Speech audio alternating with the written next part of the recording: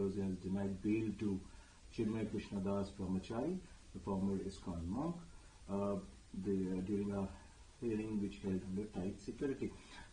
Your thoughts regarding this development which has taken place in this case? Well, I think it's very sad. It's tragic. It's a travesty of justice that Chinmoy Krishna Das Brahmachari has been once again denied bail.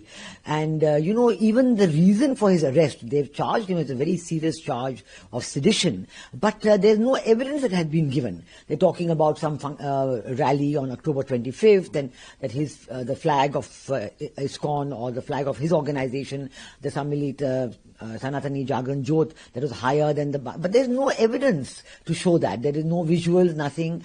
And then a case on this was filed in the Chattogram court, and Chinmoy Krishna Das was arrested at Dhaka airport and then taken to Chattogram. And at that time there was, bail was denied, and which was very unusual, and there was a huge clash between the lawyers and the supporters of Chinmoy Krishna Das in the Chattogram court, and a lawyer died in that.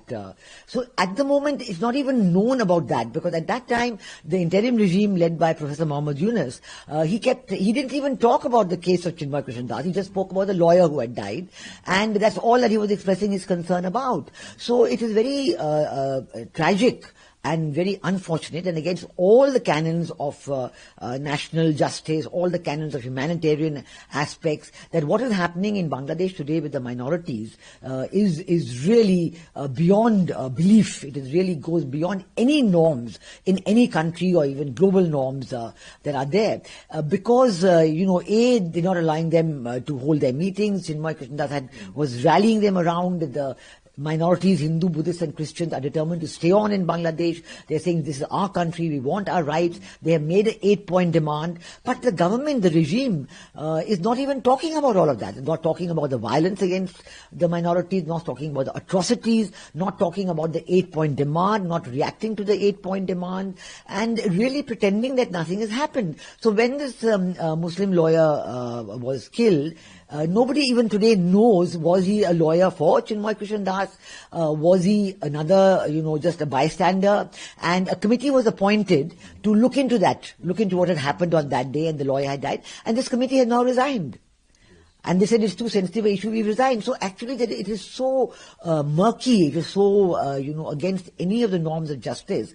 And then when the bail hearing came for the first time, there was no lawyer from the side of Chinmoy Krishna Das, and so the hearing was adjourned and postponed to 2nd of January. But under any normal justice system, and as provided for in the law system in Bangladesh, in India and many other countries, that if Chinmoy Krishna Das doesn't have a lawyer of his own, the state has to provide a lawyer. The hearing must go on. But the state didn't provide a lawyer.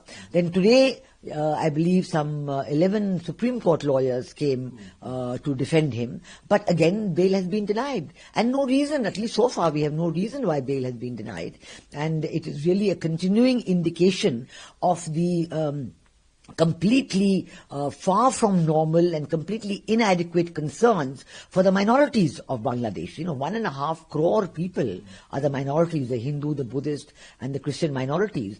And the Buddhist minorities were attacked in Khaikratari. There is no, relief for them. The Christian minorities were attacked. The churches were attacked.